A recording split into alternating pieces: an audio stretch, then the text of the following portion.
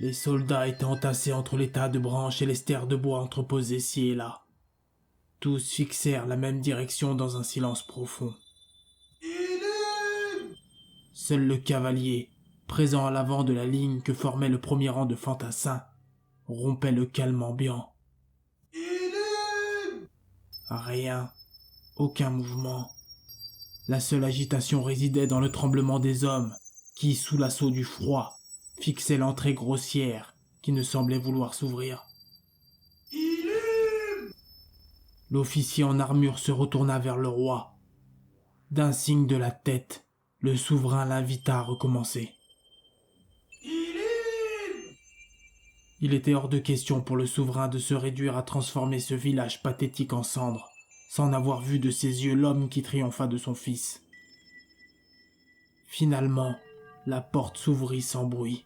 Une stupeur était palpable dans les rangs du seigneur. Tous attendaient de pouvoir mettre un visage sur une légende. Une appréhension mélangée à de la peur avait envahi un grand nombre de soldats présents. Malgré la supériorité numérique écrasante de l'armée face à lui, il n'en demeurait pas moins qu'il faille le tuer. Si le droit au duel était invoqué, le souverain serait dans l'obligation de sélectionner un champion. Beaucoup espéraient silencieusement que le roi en oublie les règles et qu'une pluie de flèches terrasse le guerrier. Bon nombre auraient aimé voir brûler ce village, se réchauffant à la lueur des flammes. Il n'en sera rien. D'un pas décidé, le regard scrutant la multitude d'hommes face à lui, Ilim s'approchait du cavalier criard. « Qu'attends-tu pour me présenter à ton roi ?» s'adressa-t-il à l'officier, celui-ci le surplombant de son cheval à l'ébourement bruyant. D'un air dédaigneux, il s'écarta sans un mot. Seul face à tous au milieu de cette lisière de boue, de sciure et de feuilles mortes, il n'inspirait nullement la crainte au roi. Ilim n'était ni grand, ni particulièrement musclé. Comment cet homme a-t-il pu assassiner mon enfant ? S'interrogea le père endeuillé. En effet, Hébert était grand et fort, mais les années d'entraînement ne remplaçaient pas l'expérience de la guerre. Ilim avait grandi et appris au fil de longs mois d'embuscades et de fuites, de nombreux jours de faim et de solitude. Le seigneur cracha et s'approcha du guerrier suivi de près par Iras. D'un regard fugitif du roi envers son héritier, celui-ci se figea à quelques pas de son père. « Les légendes mentionnent un guerrier hors du commun. Je ne vois en toi qu'un vulgaire bûcheron. Assassin d'un prince. » Le roi se rapprocha si proche du guerrier que son cheval expirait son souffle chaud sur le visage d'Ilim. D'un mouvement brusque, celui-ci écarta le museau de l'équidé, ce qui fit sortir leurs armes aux soldats environnants. Iras d'un coup de talon à son destrier, bondit sur Ilim. Le roi impassible fit signe de se calmer. Iras se stoppa net. « Vois-tu, d'un geste j'interromps, d'un autre j'ordonne. »« Alors ordonne, » coupa Ilim. « Pas la peine que tout ceci ne dure plus qu'il n'en faut. Je m'y suis préparé. »« Hein, tu t'y es préparé ? Quelle chance !» s'offusqua le roi. « Rien ne m'a préparé au décès de mon enfant. Je voulais que tu saches avant que je t'arrache la vie. Tout le mépris que j'ai pour ta lignée et le sort que je réserve à ceux qui te sont proches. On ne retiendra rien de toi.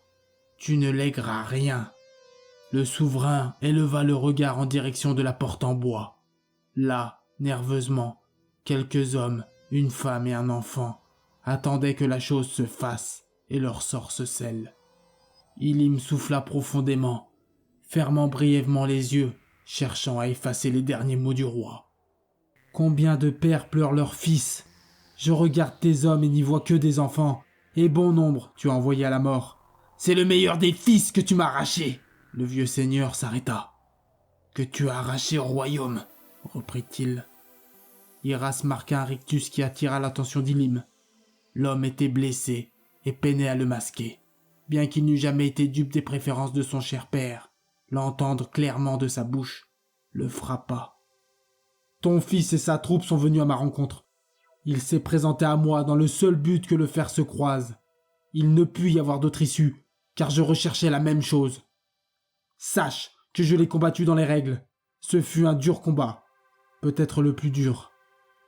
Lui et ses hommes se sont attirés l'honneur des dieux et c'est pour cette raison que je te l'ai rendu avec tout le soin que son rang imposait. » Le roi semblait ému par le récit d'Élim.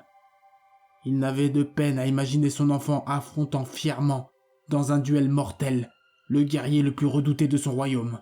« Je n'ai eu aucune animosité envers lui. Je l'ai affronté et vaincu comme nous étions destinés à le faire. Ton fils se tient auprès des grands grâce à ses actes et non son nom. Il ne peut y avoir plus grande fierté pour un père. Et même si celui-ci est un roi, cherches-tu ma sympathie? Il n'y aura ni grâce ni pardon.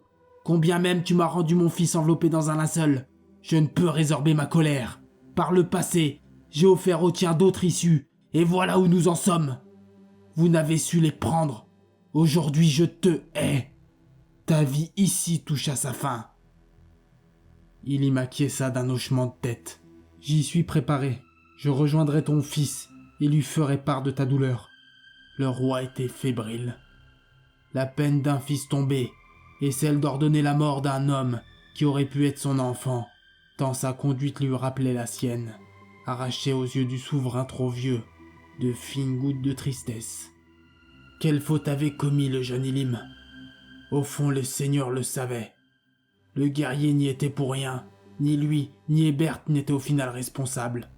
Tous deux nés dans un conflit centenaire, plongés dans un cercle vicieux sanglant, où l'accès d'un monde meilleur se fait par l'épée.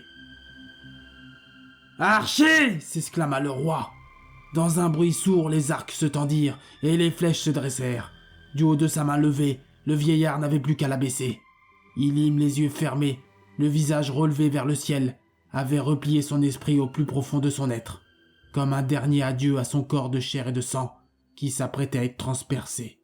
« Tu en oublies les lois divines. C'est à moi de l'affronter, père. Voici ma destinée, mon premier défi en tant que futur roi. » Iras descendit vigoureusement de son cheval. De sa main droite, il tira de son fourreau l'épée nouée à l'arrière de sa selle de cuir, longue, brillante, reflétant les pâles rayons de soleil qui timidement traversaient le voile de nuages, surplombant la région. Élim fit un pas en arrière, la main au pommeau de sa lame. « Inconscient! Remonte sur ton cheval !» ordonna le roi, projetant sa salive sur le sol boueux, les yeux pleins de colère et d'angoisse. « Non, père. N'est-ce pas ce qu'un frère doit faire? N'est-ce pas ce qu'Hébert aurait fait ?» Iras continuait de s'avancer vers le guerrier. Celui-ci, sur ses gardes, fixait le prince nerveusement. « Je me sais condamné, mais je ne me laisserai pas tuer aisément, » tenta de réfréner Élim. « Mon sort en est jeté, pas le tien. Si tu me provoques en duel, je serai dans l'obligation de t'affronter. » La stupeur régnait dans les rangs du roi. Aucun des soldats ici présents n'aurait imaginé qu'Iras en aurait eu le courage. Tous pensaient son voyage comme une simple formalité. La mort du jeune prince ne faisait aucun doute. Lui qui tenait rarement entre ses mains une épée, n'avait l'ombre d'une chance. « Mais veux-tu tout briser? Tu n'es pas Hébert et tu ne le seras jamais. La mort, voilà tout ce qui t'attend si tu le combats. Ne t'imagine pas d'autre issue. » Le roi, serrant les rênes de cuir, le corps tremblant, voyait tout contrôle sur son fils l'abandonner. Le seul choix qui lui restait était de faire abattre Élim avant que des mots sans retour soient prononcés. Il se retourna vers ses archers. « Ma mort vous inquiète tant que cela? Ne serait-ce pas une fin digne pour un blasphémateur comme moi ?» défia le prince. Le roi se figea. L'insolence de son fils le consuma. « Idiot! Ce n'est pas ta mort que je redoute, c'est ce qu'elle engendre.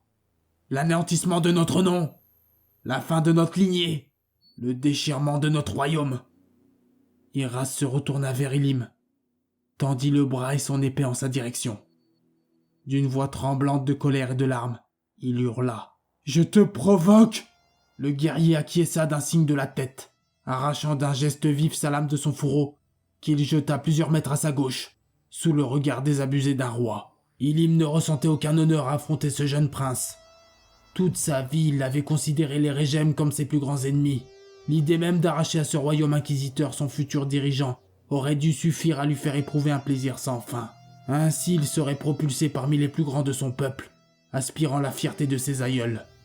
Il n'en était rien.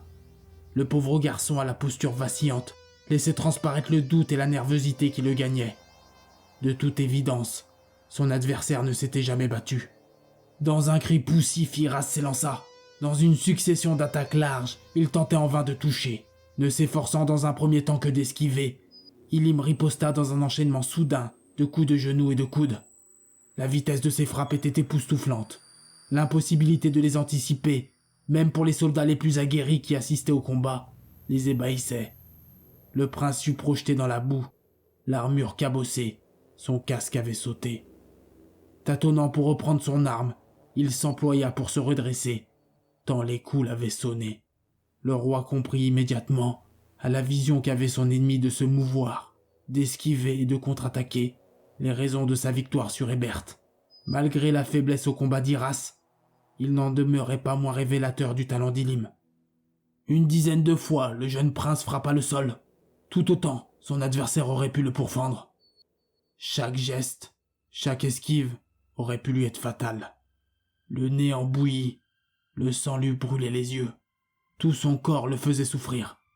Il fallait se résoudre. Il ne triompherait pas.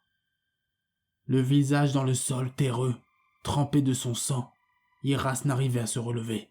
« Debout! Lève-toi !» lui hurlait son père. « Debout! Meurs en brave !» Le prince lui aurait dit de se taire s'il aurait pu. Mais baignant dans tout ce que son corps pouvait rejeter, il ne pouvait qu'écouter son roi n'éprouver que de la honte à son égard. Se concentrant sur sa respiration morcelée, il aurait préféré mourir en silence, loin du regard de son père. Finalement, chercher sa reconnaissance était une erreur. La dureté des coups d'Ilim lui avait fait prendre pleinement conscience. Alors que le temps lui paraissait péniblement long, les yeux floués par le sang, la face dans la boue, il ne savait quand Ilim frappera, mettant un terme à son existence, qui lui sembla à cet instant précis, immensément vide. Il revoyait sa mère suppliante qu'il embrasse les lois divines, et se rappelait ces phrases. « Les méandres et ces éternelles souffrances t'attendront. » Les méandres et ces éternelles souffrances t'attendront, se répéta-t-il. Les méandres et ces éternelles souffrances t'attendront. Alors que l'instant de sa mort approchait, la panique l'empara. Et si tout n'était que vérité? Si les dieux m'avaient réservé un lot de torture éternelle à ma mort, une douleur qui ne s'arrêtera jamais. Dans un élan de désespoir, il se redressa. À peine debout, il crut voir l'air satisfait de son père et entendre « Bats-toi !» Ilim frappa du pommeau de son arme la mâchoire d'Iras. Celle-ci se brisa. Ses genoux percutèrent le sol. Ses dents giclèrent devant lui dans une gerbe de salive rougeâtre. Le combat était fini. « C'en est trop. Tu es le vainqueur. Les dieux en sont témoins. Mets fin à son supplice, » supplia le roi, malgré toute la rancœur qu'il éprouvait envers ce fils qu'il n'a jamais compris. Ce spectacle lui déchirait le cœur. Ilim fixait l'homme à genoux, râlant de douleur. Il dressa son épée au-dessus du cou du prince. Le guerrier marqua une pause. Il croisa au loin le regard de sa femme tenant son fils. En une respiration profonde, il lâcha son épée. « J'en ai assez. Il ne mérite pas de mourir. Pas plus que mon enfant, et pas plus que ma femme, » soupira-t-il. « Que fais-tu » l'interrogea le roi surpris. Tous le furent, du souverain aux centaines de soldats, en passant par son épouse. Seul le concerné, trop dans le vague, ne semblait comprendre. « J'espère que tu as conscience de l'ampleur de mon acte et des conséquences dont je risque en épargnant ton fils. Les divins nous regardent et ne doivent pas apprécier. » Ilim s'était retourné face au seigneur incrédule. Celui-ci ne répondit rien, cherchant à comprendre ce qui avait pu pousser un tel guerrier à bafouer une règle aussi stricte. « Je te demande de le prendre en considération au moment de juger du sort de mon enfant. En épargnant le tien, je t'implore d'en faire autant du mien. » Le souverain se crispa soudainement. Ilim s'en étonna. « Arrête! Ne fais pas ça !» cria le roi. La douleur fut si intense qu'immédiatement il perdit l'équilibre. Son épée l'avait transpercé en plein thorax. Tout devient trouble. Le roi, les soldats, ses hommes, sa femme portant son enfant.